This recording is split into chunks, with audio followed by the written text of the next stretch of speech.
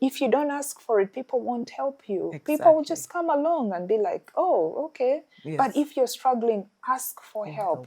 There are moms. We are fellow moms. Our job is to support each other. Yes. And just sit down and laugh and be like, man, this is a hard, and laugh about it. It's, don't feel shy to share, and share with trusted friends. Tell them this, I'm struggling here. What you're going through. Then people will tell you, do that, or share and let people come in and help. But seasons come and go. That was a season. When you're in that season, that's okay. God's got you. Pray. Ask a sister to come in and help. And it's not that easy, but don't get depressed about it. It's a season. It goes. Like, I'm way past that stage. But there are times when we're going through seasons and you're thinking, this is not ending. Like, I'm going to run away from them kids. I'm going to run away from this situation. We forget that it's a season. You need to prioritize. Sometimes we want to do it all. They should see me, I'm making it at all fronts and that sort of thing. But the most important person is yourself. That's the most important person. Then every other person will then have to fall in line. They have no choice because you make it crystal clear that it is about you. There are some people who will fall off because of your structures. There's some people who will fall off because you have prioritized certain things. And as you said, that's okay. That is a sign that they're not even meant to be there. Then when the seasons change and they're meant to come back, they will come back because then they come back at the right time. Hello, everybody. You're most welcome to this show. My name is Caroline Egesa. I'm an empowerment coach with another consultancy. We are here just to have that conversation as moms because it's important to hear each other's stories, to share, because when we share, we empower one another. And that is why I'm here. That is what the show is really about. We all have different stories. We all come from different backgrounds. We've all had different challenges. We've had the ups and downs. We've had the joys. We've had the lows. We've had the moments of sadness. But I'm here to say that even when we go through all this as mothers, we're always winning. So I would like to start this conversation by introducing you to a dear friend of mine, Desire. Thank you. Desire, you're most welcome to the show. Thank you. Desire is here because she wants to make a difference. She wants to share her story. And the first time I met Desire, the one thing that stood out for me was when she mentioned that she has 7 children. I was like, okay, here goes. And I thought that me who has 3, I was like, oh my goodness. But she inspired me. I said, I really wanted to find out, what is it that she has done? Who has she surrounded herself with? How far is it that she has reached, come this far really? And she has made it because I know she's a success story. So Desire, you're most welcome. Thank you so much for having me. I'm so excited actually to have this conversation. Thank you. Okay. So just so that you give us a bit of a background, just tell us a bit about your childhood, how you saw family, who was around you, and how did you perceive that world of family, of motherhood, even at that tender age? Okay. I grew up in a home with a single mother. My mother was a working mom. We were 5 of us, and she raised us. Our father was living away. He wasn't with us. And she was keen on having us educated, on having a good life. She was keen on everything being good for us. So it was that growing up, single mom, she travels. We had like several housekeepers actually. Some of them were cousins. They were not like housekeepers. Some of them were extra cousins that she was helping educate, but then they would help with the housework at home. So it was a large family. And away from that, my mom did community work. So she worked as a corporate officer for coffee farmers. So she connected the world with coffee farmers. So sometimes she would be in the villages with the coffee farmers. Sometimes she would be in Sweden, she'd be in the USA. So it was all spread out. But my mom's heart always broke for the the children in lack and children who had issues. She would go travel to the village and show up with like 3 kids who have issues at home. And then would stay with them for like 6 months as she's finding a solution for them where to stay. And then she would take them back. Then 3 months later, we have another kid coming in. She was like a foster. She would foster them, even though the parents were not dead. She would bring them in to resettle them, like calm them down, give them food, have a normal life as she finds a solution for them. Hence my story. Literally, it fed into who my mom was, is who I picked up, And one of the things I remember growing up, because you'd make friends with these kids. They come, you become friends, and then they have to go. I remember telling myself, when I grow up, I'll bring the kids, they're not going back. Hence my story. As a child, I told myself, when I have a chance to bring the kids home, they're not going back. Because sometimes we'd go with my mom, and visit these kids and their families, and would cry. It was sad. Like, Mommy, why are you letting them go back? They can come stay with us. But obviously she couldn't, legally, she wasn't their parents. There was a legal aspect to it. But there was also, she couldn't afford it. Like, we were way too many for her to, as a single parent, to cover that cost. So she would help, and then, So that's me growing up. Single mom. Hustling with the world, helping the whole world, and that was my view of the world. I like what you said, that helping the whole world. Because I believe that at the end of the day, that is God's purpose for us, to be able to have impact on the next person next to us. But if you can have it on more than one person, especially on those who are more in need, especially the children, because the children don't pick their circumstances. They find themselves in those circumstances. So to be able to do that, and for your mother to have that example for you, I think it's a great thing that you actually picked that up. You didn't just let it pass by. She gave you that beginning. And I think this is definitely what has led to the person that you are now. You did mention that you had so many people living around you. So having looked at that as a child and grown up with that support, and you mentioned your mother used to go to different countries, but of course you needed to be grounded, you needed to have an education and go through life like any other child. Having picked up from that, what did you bring to your adulthood? One of the things I remember, it was difficult for my mom, like taking care of us and the extra cousins and all. But also she was very appreciative for them, because my mom was a no-nonsense person. You're supposed to walk in a straight line. She says walk, you walk in a straight line, otherwise you won't be whooped. Proper whooping.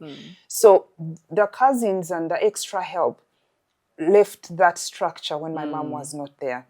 And even though, like, I'm naturally not a calm person, even as a child, as a troublesome child, I didn't want to walk in a straight line. It was like, why am I walking in a straight? Why can't I go zigzag? And the extra help would literally document Desir's sins. It was so funny because my other siblings are calm and sweet. I was like the rebel child.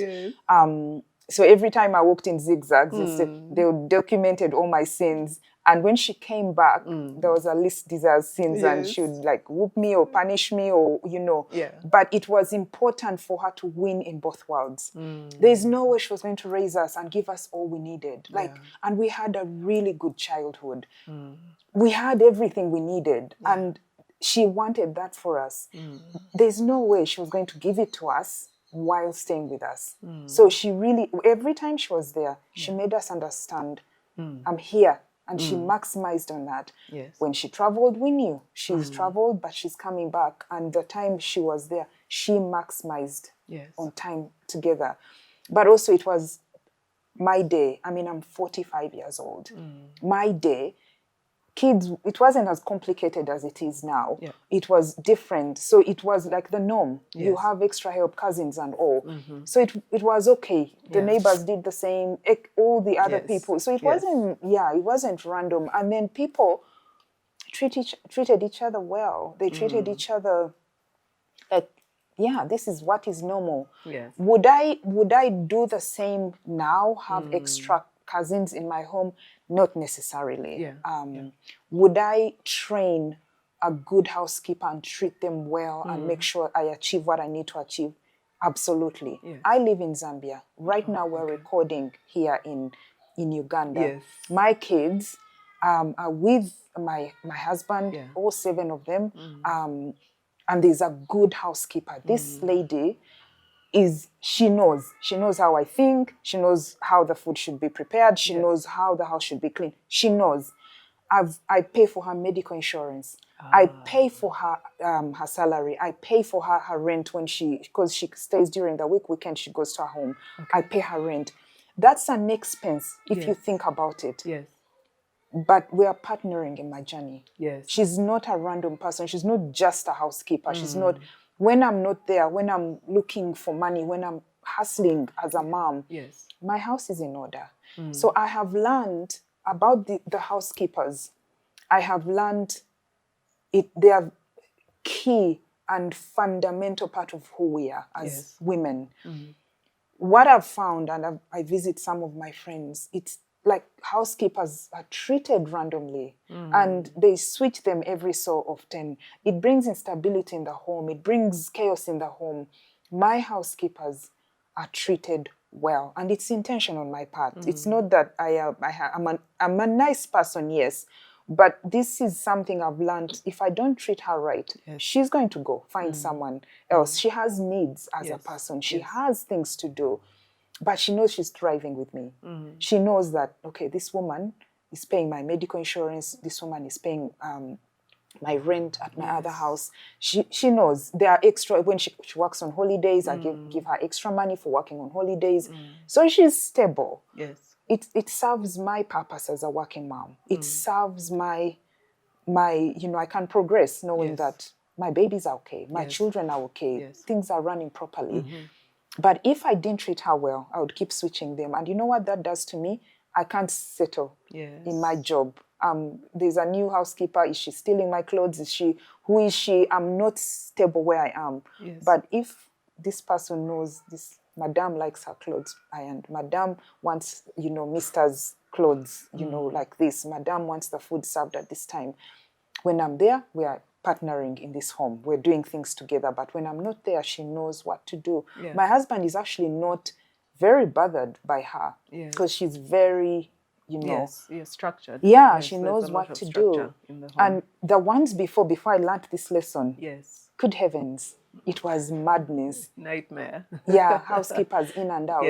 Until I learned, you've got to treat them right. Yeah. And right is, I had to watch a friend of mine do it properly. But then there's also extra help from sisters, if you're in the same place, your mother, you can leave your kids with your mom and go away for 3 weeks, go to, to another country. You know that your mom is there. But that is key part of help that we all need as women. You cannot, I know I cannot thrive and do everything I need without help. And housekeepers are key part of my journey. And if I don't treat them right, then I'm failing myself. I'm not failing anyone else, it's me. So it's really something that we have to learn as women and know that, yes, this is a housekeeper, but this is her job. As I have a job as well. This is her job. She's earning a living. She's a human being, loved and created by God. So why should I treat her less than she, So it's and the more I do it, the more I see God's blessings. It's crazy. The more I see God increase opportunities because I'm doing right by him. This housekeeper is a child of God. Loved and treasured by God. So God sees that. He sees our hearts when no one is looking. He sees our actions when no one is looking. And he knows. I can put up a show in my home and, and do whatever. But if I'm not treating my housekeeper right, the Lord sees that. Yes. And there's no way He's going to increase my influence and my capacity when I'm actually, the one person that should be my support Yes. is suffering under my care. Yes. Why should He then increase my capacity? And, so it's finding that balance and saying, okay, this is, I need this person. I'm going to treat them right. I'm going to do right by them. And then do more with my life, keep out of who we should be as women. Yeah. Okay. And the one thing or the two things that you've touched on when you were just sharing with us is that you went back to say, what does God expect of you? I think it's a very, very important aspect of what it is that we are supposed to do and where we turn to for our support. Yes. Because most times we think it's just people. But I tend to believe that when we turn to God, because He has put us in the circumstances that we're in.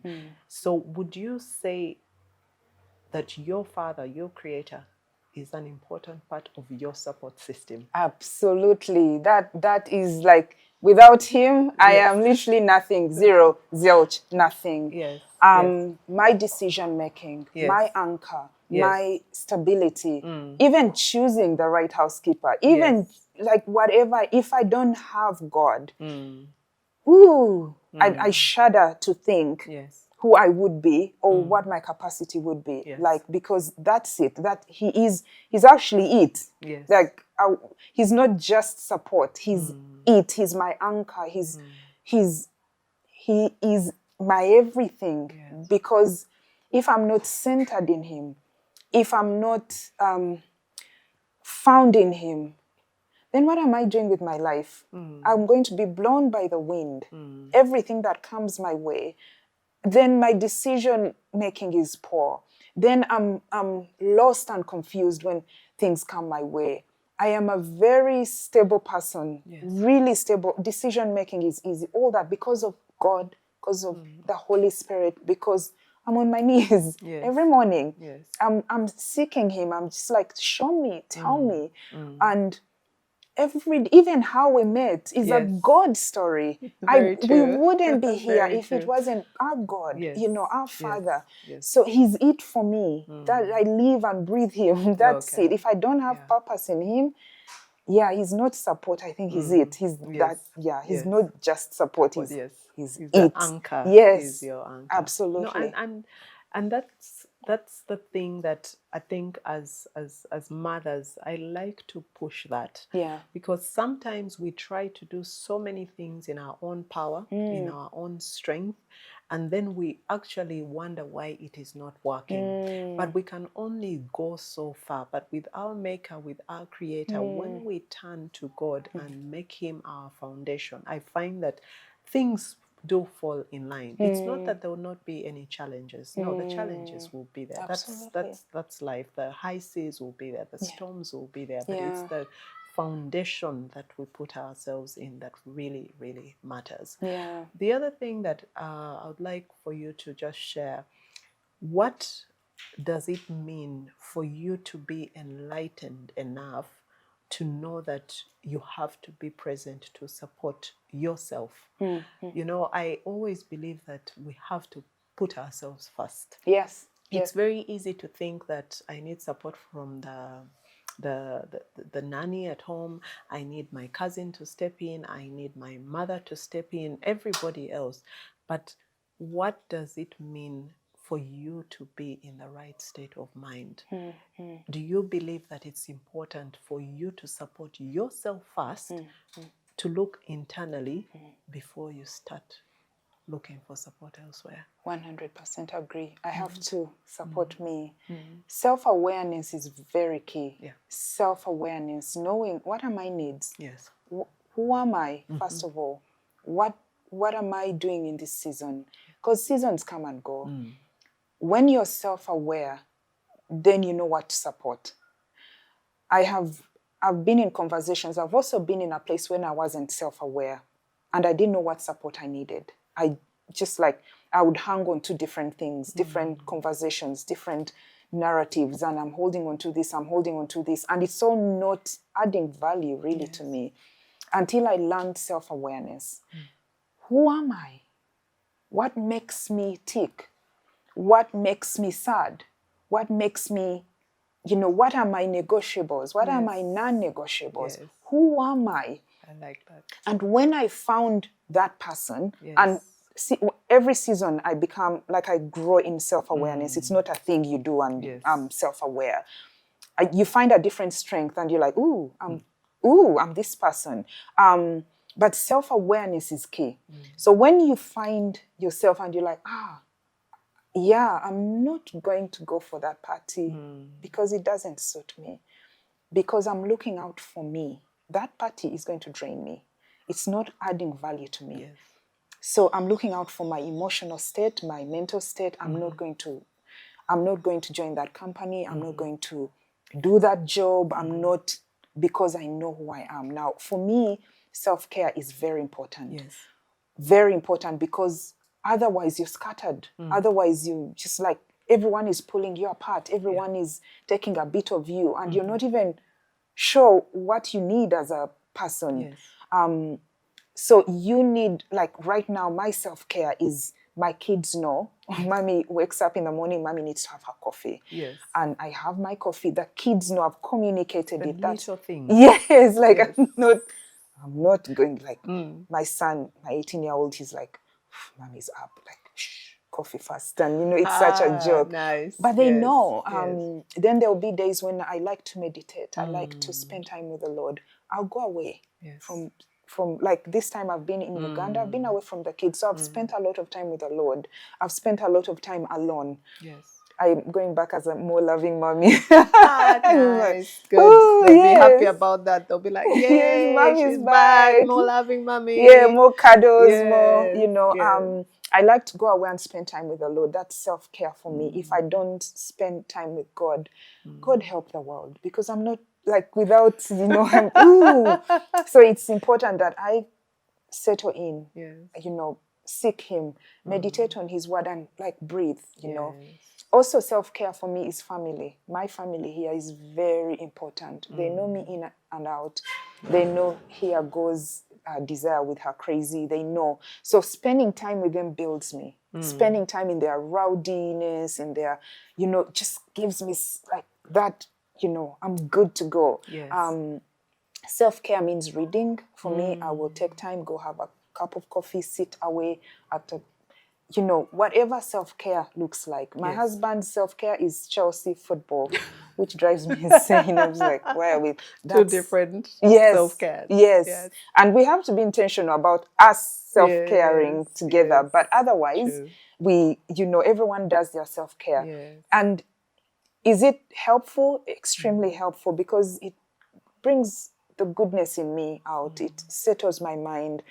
The things that have been confusing me become, aligned. The things that I've been like, God, what are you doing? What are you saying about this? And then I find, I'm like, this is it. This is what God is saying to me. If I don't take time to see me, take care of me, as all moms should, then you're lost in chaos and confusion and run back and forward. And again, it also depends on the age of your children. Yes. It really does. And I say this, my children are grown up. But I remember when my kids, the oldest was 7 and baby number 4 was, I think, 10 months or 12. Yeah. I was always on Red Bull. There was no self-care. Like, I couldn't. They were mad kids. I would literally go to my dad's and he would be like, what is this? It was total madness. But seasons come and go. Yes. That was a season. When you're in that season, that's okay. God's got you. Pray. Yes. Ask a sister to come in and help. And it's not that easy, but don't get depressed about it. It's a season. It goes. Like, I'm way past that stage. But there are times when we're going through seasons and you're thinking, this is not ending. Like, I'm going to run away from them kids. I'm going to run away from this situation. We forget that it's a season. Once you put that in perspective, it's a season, it will end. It will change. Then you're like, okay, let's ride the wave. Let's go. We won't drown. Let's, so whatever time, find what can I do when the kids go to bed? Can I take just 2 hours to me and not do laundry and not do just what works for you? Comes out of self-awareness in your season. Yeah. And thank you so much for bringing out the aspect of self-awareness, the aspect of self-care. I like to call it self-love. Yes. Because most of the time as human beings, we're looking for that love, and sometimes we go to different spaces looking for it, because the people who love you will support you. It goes hand in hand. There's someone can't love you and then not support you. So the whole self-care, being kind to yourself, loving yourself, you realize that it then begins with us. Once we can do that. And the funny thing is, or the interesting thing is, when people see this, that you're giving unto yourself, it's like they get attracted to that. Then they want to give you, because it makes you such a grounded person, even a loving person, a caring person, and you're just in that state of being. So I've found that when you give that to yourself, people are drawn to that as well. Absolutely. So thank you so much for sharing that bit. And I think you do have friends, I'm sure you've seen many mothers who are struggling with this. And the other thing that they struggle with are the seasons. Because nobody gives you, there's no manual out there of this is the mommy ultimate manual. Follow this and you are good to go. You get it perfectly right. There's no manual. There'll be books and everything, but there's no like perfect way to be able to do it. So there are so many people out there who are struggling, and I'm wondering if they're asking themselves, because I'm asking myself the same question. You have 7 children. Yes. And that alone, I mean, I have 3 and I go like, those days when I'll be like, Lord, just, if I could give them away for like 5 years and then they come back when maybe they're doing better and that sort of thing. So what is it that you tell a mom out there who is saying, my goodness, 1 is enough, as in I am done and dusted. I am not going there again. Or saying that 2 are driving me cuckoo, So what is it that you would want to share with that mom who is in that space right now, who is watching right now and saying, no, there's no way I can do that. Or they must be saying, she must have a whole world of resources, the bank account is, because sometimes people think when you have the money, then everything else falls into place, which the money is good, that's fine, because God blesses us with wealth and money is part of wealth. But what are those things that you'd share with a mom out there who is struggling to make it, because she wants to be successful at being a wife, she wants to be successful at being a mother, she has the 8 to 5 job, but she also knows that she has to do that extra to hustle. But remember, she's someone's daughter and their parents expect something from her. She's someone's sibling, they expect something from her. She's someone's friend, and the friends also expect something from her. There's so much that is going on. What are those nuggets that you would want to share with us, that worked for you? I'm not saying one size fits all, but they're definitely, that's why we're here, to share your story and say, look guys, this is what worked, and it can actually work for you. And most importantly is that if you desire can do it, then every other woman out there, every other mother out there, no matter the struggles, can definitely do it. I think you have the answer right there. If desire I can do it, so can you. Okay. That's right there. Yeah. If I can do it, so can you. I'm no special person. There's nothing extraordinary about me. Yes. It's just the grace of God. And also taking things in strides. My oldest is 20. The next one is 19. Yes. 18. So my oldest is a girl, Yes. 20 years old. The next one is 18, boy. Those I carried in my womb. Yes. Those, God, I prayed and God gave me those ones. Yes. And when there was a time I was bothered by street kids. I was just like hustling with God, like, God, but really? Like, how do you bless my babies? And so what's the difference between, and God asked me, what are you going to do about it? Wow. Which I'm just like, wait, what? And he's like, yeah, it's bothering you. What are you going to do about it? Because you're my hands and feet. That's when adoption number 1 came in. Yeah. Michaela was 4 months. Sanyu baby's home. We did the paperwork, everything. She came home. She's now 16. Wow. Attitude. Ooh, Kayla, long legs, and ooh, mommy, do you see how awesome I am? Mommy, I'm so pretty, mommy. First tell me how, she's 16 and riding with all hormones going up and down. You don't know why she's mad, The next one is was 10 weeks, Malika baby's home. And the next one was actually, we intended to just do the one, and it's 3 of them. Yes. That's it. Yes. My oldest son came and said, Mommy, there are 2 girls and I'm the only boy. The boy haunted us. My husband and I were like, what is wrong with this boy? We would go to parties and then he would meet a random kid and be like, do you want to be my brother? And parents are looking at us like, what? Like, do something about it. The child is and desperate. Like, yes, and it was really uncomfortable. He went on and on and on and on. Yes. Then we're just like, it would be nice for Michaela to have like a brother sibling who they talk adoption when they grow up. I'm not adopted. My husband is not adopted. So someone who they can share emotional support and relate. Yeah, they can relate to each other's stories. In comes Joey. He was 10 weeks. He's now 13. Whoo! God help the world, because Joe is coming. He's such a gift from God. Yeah. Then the last 3, James, Emmanuel, and Chloe, they were being fostered by my mom.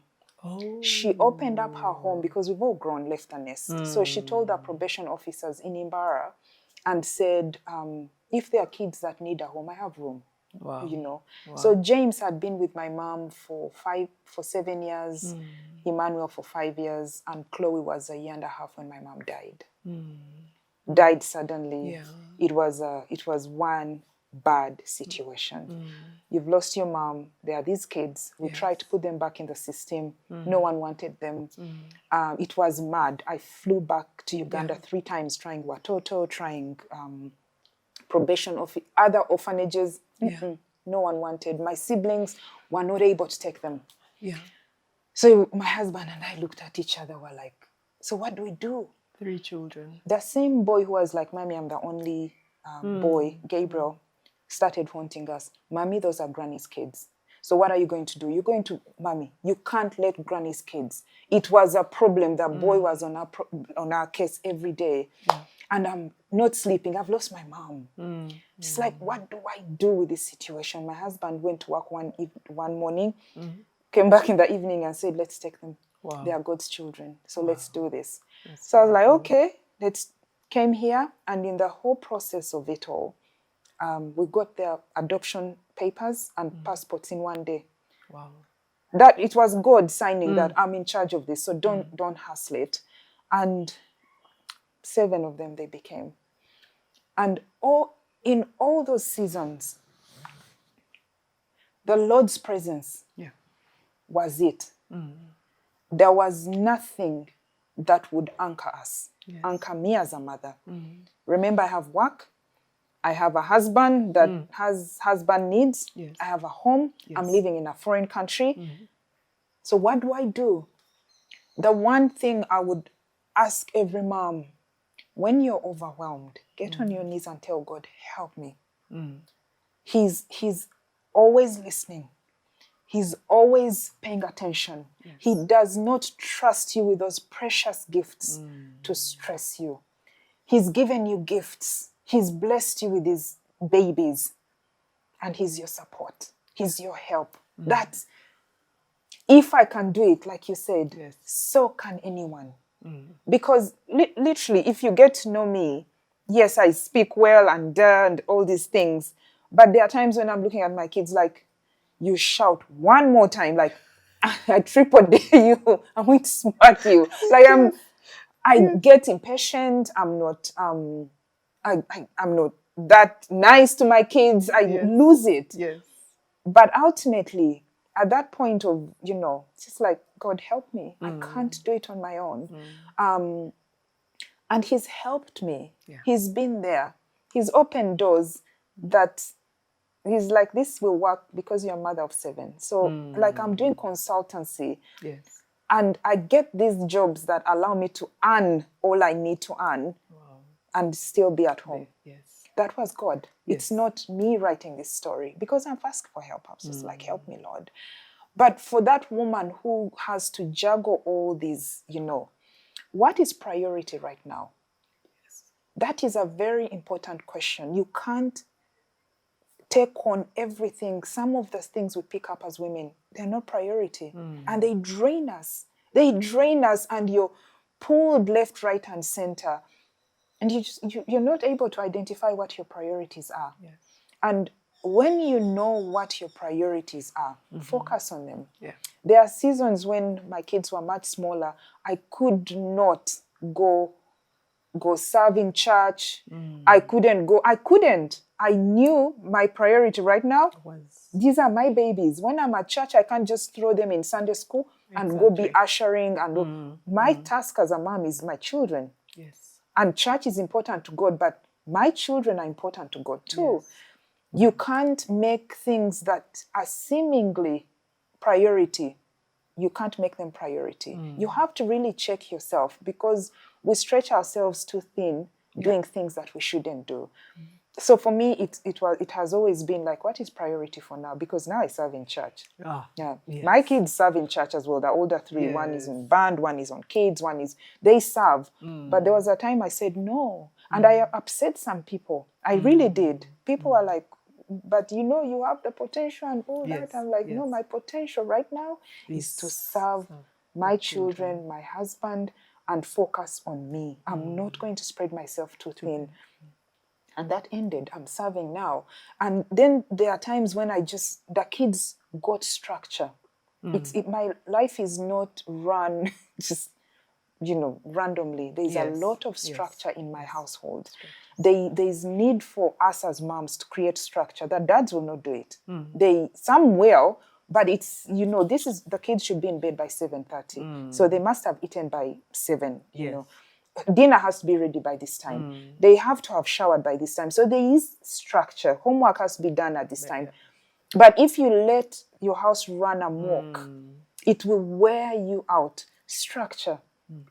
Kids need to be part of the household chores. Kids need to be... Structure helps things run properly. If you don't have structure, you're going to run mad. Yeah. So what does structure look like for you? What would help as a mom? What structure would you put in place to help run your household? And also be mindful. I keep repeating seasons. Structure changes in seasons. It's not this is not like it must always be like this. No. Know when the season has changed. Know when the kids have grown to a different level. Know. And then let the structure change, but still it has to suit you as a mom, because you're the one running this show. You're the one running this. The kids can't determine the structure. I've been to households where kids they don't go to sleep. I know, And you sit there and you're trying to have an adult conversation and the child is whining and the mom is like, oh, you don't want to go to sleep. And it's fine. Yeah. You're singing stressed to the tune of the child. Yes. She's stressed. She's like, oh, this child doesn't listen. No, the child will listen if you give structure to the child. Be the mom. Be the mom. Be the mom. Yes. Be the voice that creates order, not the kid deciding this is what needs to be done. So, I think those are the, structure, asking God, to help me, priorities, and also allowing help in. Yes. Allowing help in is you just need help. You need help, and ask for it. Yes. If you don't ask for it, people won't help you. Exactly. People will just come along and be like, "Oh, okay." Yes. But if you're struggling, ask for help. They are moms. We are fellow moms. Our job is to support each other, and just sit down and laugh and be like, man, this is a hard, and laugh about it. Don't feel shy to share. And share with trusted friends. Tell them this, I'm struggling here. What you're going through. Then people will tell you, do that, or share and let people come in and help. Yes. Yeah. And when you say that about the sharing, Yeah. sometimes we feel vulnerable that if we share certain things, then we will look like we're failures, like we have failed, like we don't have it all together. Earlier on, I was sharing with Mark, and I was sharing with him about a book by Shonda Rhimes, The Year of Yes. I don't know if you've read it. No, I haven't. And she I mean, we all know Shonda Rhimes, Grey's Anatomy, How to Get Away with Murder. I mean, big, celeb out there and doing it all. And there's a part where she was saying that being a mom, she's like she was in a battlefield. There's a mine going off here. There's bullets going off here. She has to duck. Basically, she's all over the place.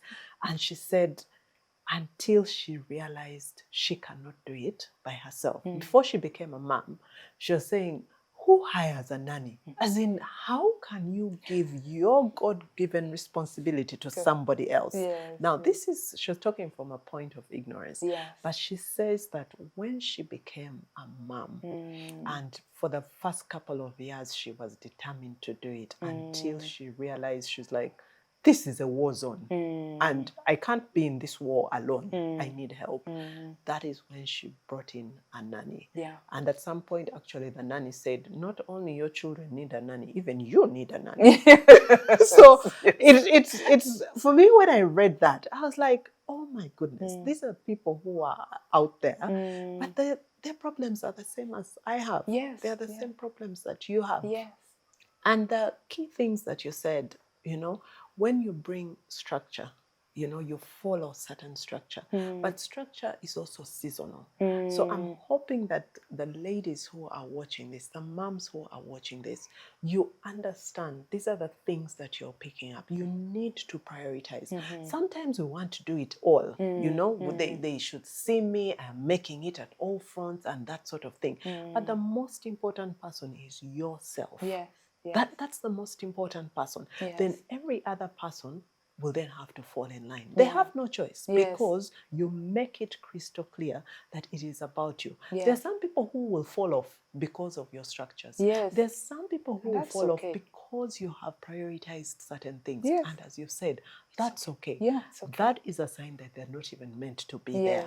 Yes, Then when the seasons change and they're meant to come back, they will come back because then they come back at the right time. Yeah. So the prioritizing, the structures, the being self-aware, the self-love, being kind enough to yourself. Yeah. So it's not just one thing. That's what I'm hearing from you. It is so many things. Yeah. The relationship, most importantly, that we have with our Father, that spiritual growth that we need. Yeah. But even like having that alone time, it brings you back to your center. Yeah. And I like telling people this, that there are times when we dance so much. Yeah. But there are times when you have to get off the dance floor. Yeah. You just have to get off. Yeah. You can't keep in the same dance, the same dance. So it helps sometimes when you get off the dance floor. Yeah. Watch the dance that you're taking part in. Yeah. And if you don't want to dance, it's okay. It's okay. Yeah. If you want to join another dance, it's okay to join maybe a slower dance. Yeah.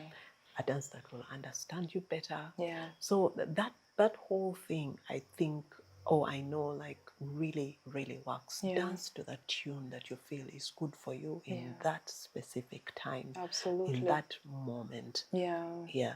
So, Desire, as we come to the close of this, just to wrap up, there are many moms who are watching.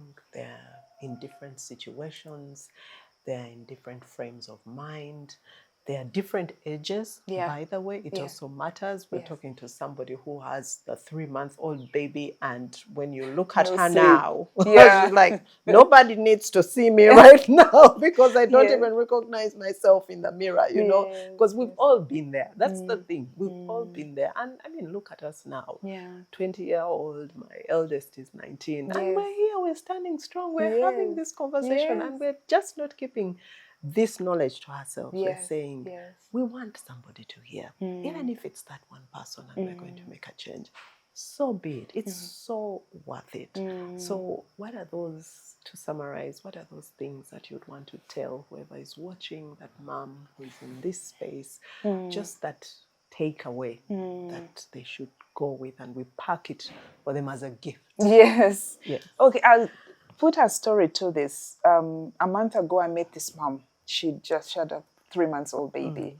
And I was at a ballet class for my the youngest one, Chloe. Yeah.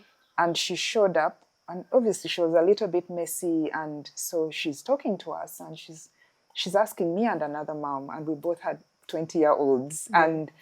And she's like, did I take long to give birth? Oh. And we're like, wait, where is this coming from? Like, we've just met. One thing that I want moms to do, allow your story to be your story. Yes. Don't compare your story to someone else's story. We all have a story that we are writing, and that story matters. As it is written by you, for you. Your story matters. If I have 20-year-olds, I've adopted 5, that's my story. You don't have to feel less than at all. Yes. You with your 4-month-old baby, you with your one child. Yes. Your story matters. We need to learn as mothers and women to not compare. Yeah. To celebrate each other. To just look, I met 2 of your boys, yes, and I was just like, wow, handsome boys, like good-looking boys, respectful, hanging out with mommy. And I was just like, wow, my kids are not like that. They're just like, mommy. And it's okay. Yes, it's okay. Like and I was very appreciative that yes. they're wonderful boys. Did I feel insecure about my kids? No. Did I celebrate you as a mom? Yes. I was like, that's fantastic. What can I learn from Caroline? Yes. Because her babies, well, big boys, are different from mine. What can I learn from you? As opposed to, let's compare stories of, you know, what, you're better than me, or whatever, or, you know, there's a way we compete that is not healthy. We need to come together as moms. Whatever your story is, tell it. Yes. And if you're listening to this story, celebrate this story. Be there for one another. We get better by building each other, not by trying to make you less than I am, you know. Just write your story. Moms out there, write your story. Yeah. And know that your story matters to God. It matters wherever it is. So don't ever feel like you're less than, ever. And when you come in a place that there are other moms, come confidently with your story, with who you are. But one of the things that I, you know, when we're talking about this video, I'm focusing on this working mom. You need money. Yes. You need to grow in your career. You need to be out there. You need to be going up in, you know, making decisions. You need to get that space. Yes. We need to collaborate. The answer to who we are as women is collaboration. Imagine if Carol met me and felt like, whatever, like you and your 7 kids and all. No, but what you saw was like, this is a woman I need to collaborate with. Exactly. Now that's how we build each other. That's not, we don't build each other by separating ourselves, because, and this is a conversation that has to continuously go on, because women, we threaten each other.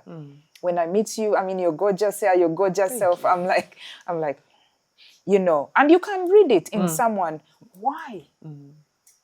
Part of it is lack of self-awareness. Yes. Because if you're not self-aware, you start hating on someone and their dream. Yes. But yet the answer is your dream helps my dream Exactly. It helps it come alive. come alive. So how can we collaborate as women? How do we sit on the board and support each other? Yes. How do you come as you and I, and we recognize these are 10 men, we are 2 women. How can the 2 of us influence decision making? Exactly. This decision making is supporting other women. It's not decision making to support, me and my Your own it's agenda. Yeah, it's the you women's and I, agenda. the women agenda. This conversation becomes better when we collaborate. We Yes. need to, like, business wise, money making opportunities. The power today is in collaboration. Yes. I have learned that. I look out for women and what can we do together? Because we are very powerful human beings.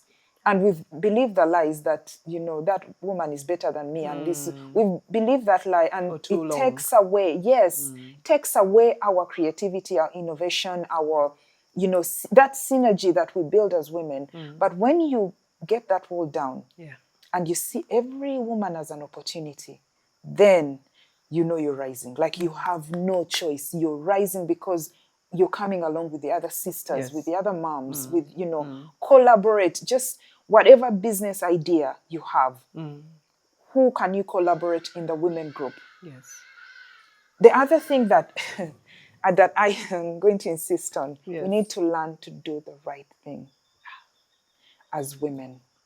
We need to learn to do the right thing. Your credibility is what makes you.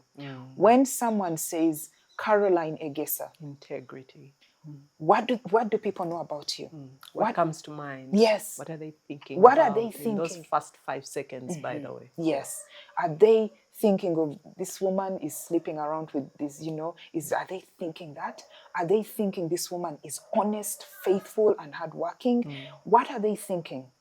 Because your name, we've talked about this, your name is what makes you. The brand. Yes. The brand. Before you do the recordings, before, who are you?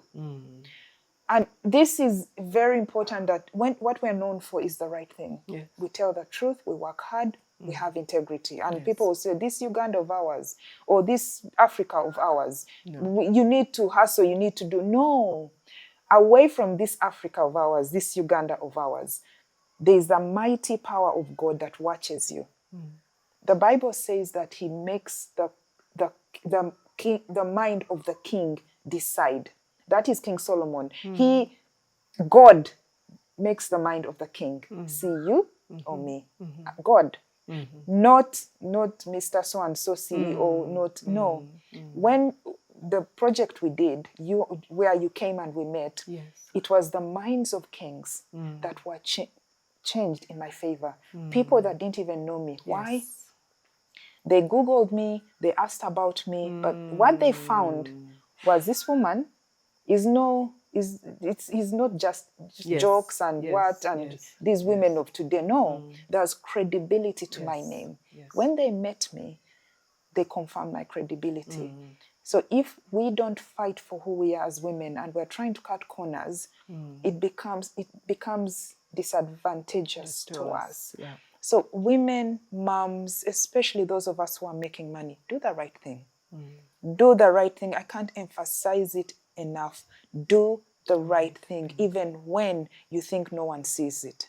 Do it anyway. Because listen, God sees it, and that's where the answers come from. So it's so important that we do what is right. Then the other thing is that love yourself. Look nice. Look nice. Talk nice. Read books. Just don't show up disorganized. And even when you look nice, let there be content in here. When you open your mouth, let that content come out.